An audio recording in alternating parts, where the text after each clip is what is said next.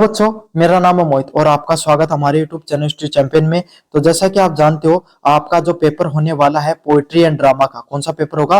Poetry और drama का जो पेपर होगा, उससे संबंधित जितने महत्वपूर्ण प्रश्न होने वाले सारे के सारे आपको करवाने वाला हूं। उसका अगला महत्वपूर्ण प्रश्न है, write a critically appreciation of Nagananda of by Harshvardhan. मतलब हर्षवर्धन के द्वारा जो नागनंदा, जो आपके सामने कविता या कहानी, जो स्टोरी लिखी गई है, उसका क्रिटिकली अप्रिसिएशन करना। आपको ये थीम वाला प्रश्न भी आ सकता है या सेंट्रल आइडिया वाला जो भी प्रश्न आए तो आपको यही प्रश्न करके आना है। समझ में आ गया? थीम या सेंट्रल आइडिया वाला प्रश्न आए तो भी आपको यही प्रश्न करके आना है।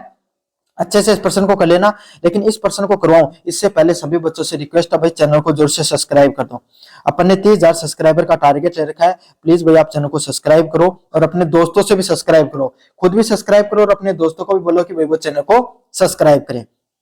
साथ के साथ कोने में जो व्यू प्रोडक्ट वाला ऑप्शन है, कौन सा ऑप्शन है? व्यू प्रोडक्ट वाला ऑप्शन है। इस पे क्लिक करके अगर आप फ्लिपकार्ट और मित्रा से कोई प्रोडक्ट खरीदते हो, सबसे ज्यादा डिस्काउंट आपको देखने को मिलेगा। तो जाओ और जाकर अगर खरीदना चाहते हो तो खरीद सकते हो। डिस्क्रिप्शन में अपन ने दे रखा है, मैंने दे रखा टेलीग्राम का लिंक। उस टेलीग्राम के लिंक पर क्लिक करके आपके सामने ये जो पूरी जो पीडीएफ है, आप इसको फ्री में पढ़ सकते हो। बहुत ही शानदार पीडीएफ मैंने पढ़ा रखी है, आपके लिए बहुत ज्यादा अच्छी है। बस अच्छे से जाकर आप पढ़ो।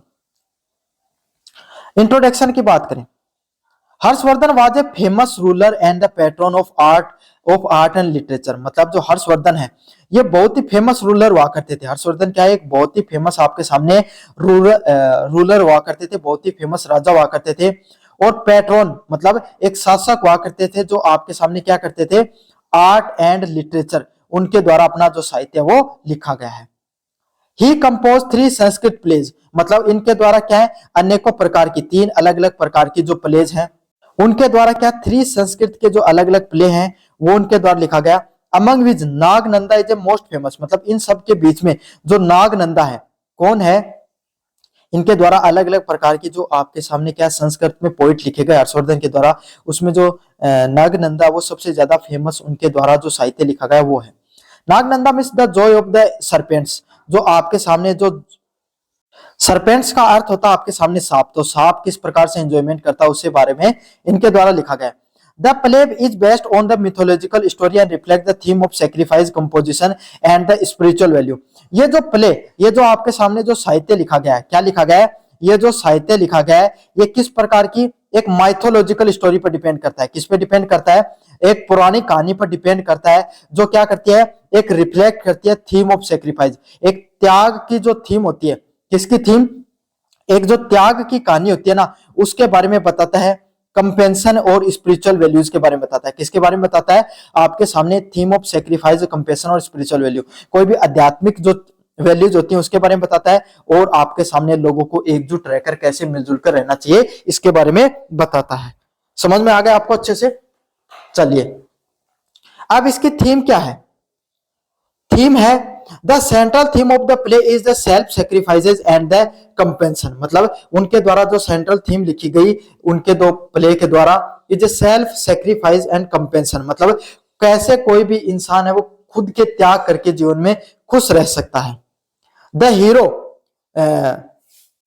Hero Jimutavahana willingly sacrifice his life to save the Nagas serpent race from the powerful bird Garuda. मतलब इसमें जो जीवंत वाहन है वो आपके सामने क्या करता है? अपने जीवन को सेक्रीफाइस करके, मतलब अपनी जो जिंदगी को सेक्रीफाइस करके, जो नाग होते हैं, जो सांप होते हैं भाई, सांप होते हैं, उनकी जिंदगी को बचाता है। मतलब देखो इसमें क्या, गरुड़ है ना, गरुड़ पक्षी होता है, वो गिद्ध जैसा मान सकते हो। वो क्या, सांप का दुश्मन था भाई। गिद्ध हमेशा सांप को उठाकर लेकर चला जाता है ना। तो इसी में यही दिखाया गया है, जो जीवन वाहन है वो क्या करता है? अपनी जिंदगी को वो त्याग कर, अपने जीवन को आपके सामने त्याग कर, वो आपके सामने क्या करता है? उनका जो पूरा नागों का, सांपों का जो पूरा का पूरा आपके सामने जो वंश है उसको बचाने का काम करता है।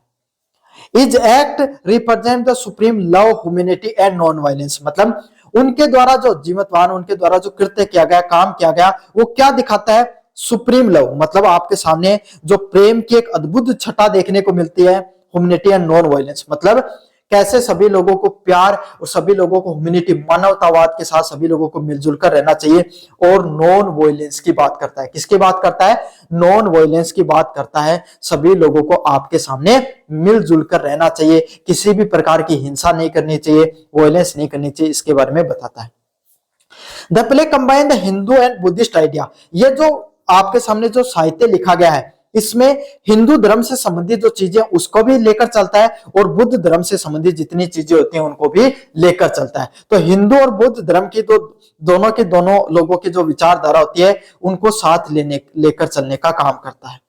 The concept of self-sacrifice and the universal love reflect strong Buddhist influence। क्या करता है यहाँ पर जो कॉन्सेप्ट है किसका? सेल्फ सेक्रीफाइस, खुद के जीवन को त्याग करने का और सार्वभौमिक प्यार का, ये बुद्धिस्ट इन्फ्लुएंस को बताता है। किसको बताता है?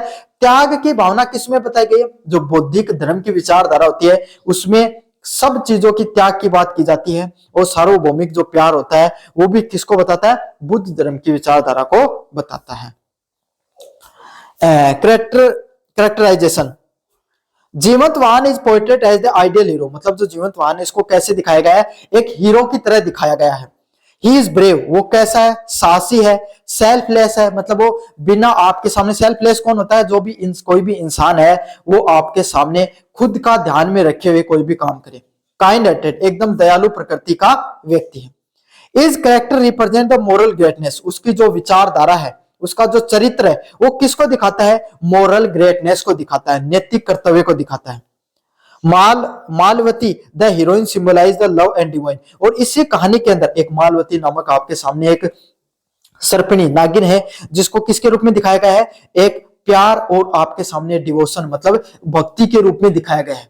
समझ में आ गया? किसके रूप में? प्यार के सिंबल के रूप में, और एक भक्ति, डिवोशन मतलब भक्ति के रूप में उसको दिखाया गया है। Garuda through the fire seek at first finally realize his mistake that shows the transformation of moral awakening। जो गरुड़ नामक जो पक्षी है वो पहले आपके सामने क्या है? उसका जो चरित्र या उसका जो आपके सामने बताया गया, उसका जो जैसा चरित्र बताया गया वो स्टार्टिंग में तो थोड़ा कैसे बताया गया कि वो परेशान करने वाला है ना, थोड़ा वो आपके सामने थोड़ा क्रूर प्रवृत्ति का था। लेकिन क्रूर मतलब जो दूसरों को परेशान करता है इस प्रकार का था। लेकिन लास्ट में उसको खुद की मिस्टेक है, उसकी गलतियां महसूस हो जाती हैं। तो इससे यही पता चलता है कोई भी इंसान है वो अपने चरित्र को कैसे बदल सकता है। क्या पता चलता है? कोई भी इंसान है वो अपने चरित्र को कैसे ट्रांसफॉर्म कर सकता है। क्या कर सकता है? कोई भी इंसान वो अपने चरित्र को कैसे ट्रांसफॉर्म कर सकता है। और मोरल अवेकनिंग, कोई भी इंसान की नैतिक रूप से कोई भी इंसान कैसे जागरूक हो सकता है उसके बारे में बताता है। चलिए अगले वाला पॉइंट है ड्रामेटिक एलिमेंट्स। ड्रामेटिक एलिमेंट क्या होते हैं?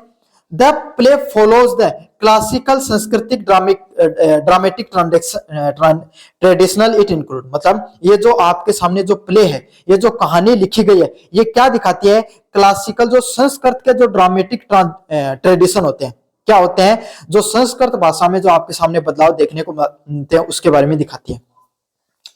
इसमें क्या क्या एलिमेंट ऑफ रोमांस, थोड़ा आपके सामने जो रोमांस की भावना है। पैथोस एंड इमोशनल, थोड़ा आप इसको पढ़ के इमोशनल भी हो सकते हो, भावनात्मक रूप से भी आप इमोशनल हो सकते हो। डिवाइन इंटरवेंशन, भक्ति की भी इसमें कहीं ना कहीं थोड़ी बहुत बातचीत की गई है। ए हैप्पी एंडिंग, और लास्ट में एक सुखद अंत भी होता है। इस कहानी का क्या होता है? लास्ट में एक सुखद अंत भी होता है, पॉजिटिव एंडिंग। मतलब बाकी क्या है कि इंडिया वो भारत की जितने भी जो मूवी होती हैं उसमें अंत में सब अच्छा ही होता है, तो उस प्रकार की एंडिंग है। The language is poetic and elevated. इसके अंदर आप जब इस कहानी को पढ़ते हो, इस कविता को पढ़ते हो, तो पूरी पोएटिक तरीके से में बताया गया है और एलिवेटेड स्टोरी है इसके अंदर। चलिए क्रिटिकल एप्रिसिएशन की बात करें। Nagananda is prized for the spiritual depth and emotional appeal. जो नागनंदा आपके सामने जो कहानी लिखी गई है, ये किस चीज, इसकी प्रशंसा किसके लिए की जाती है? Spiritual depth and emotional appeal. इसके अंदर क्या है? स्पिरिचुअल डेप्थ है, अध्यात्म धर्म की बात होती है, और कहीं ना कहीं इमोशनल अपील भी है। मतलब लोग आपसे क्या करते हैं? इमोशनली बातें करते हैं, इमोशनली आप लोगों से जुड़ते हो इस कहानी के माध्यम से। It promote the message of non violence. ये आपके सामने कहानी किसकी बात करता है? नॉन वायलेंस की बात करता है। किसकी बात करता है? नॉन वायलेंस को बढ़ावा देने की बात करता है कि हमें किसी भी प्रकार की हिंसा नहीं करनी चाहिए, इस चीज को बढ़ावा देने की बात करता है। और ह्यूमन वेलफेयर, संपूर्ण मानव समाज की क्या होना चाहिए, संपूर्ण मानव समाज की आपके सामने बढ़ावा देने की बात करता है।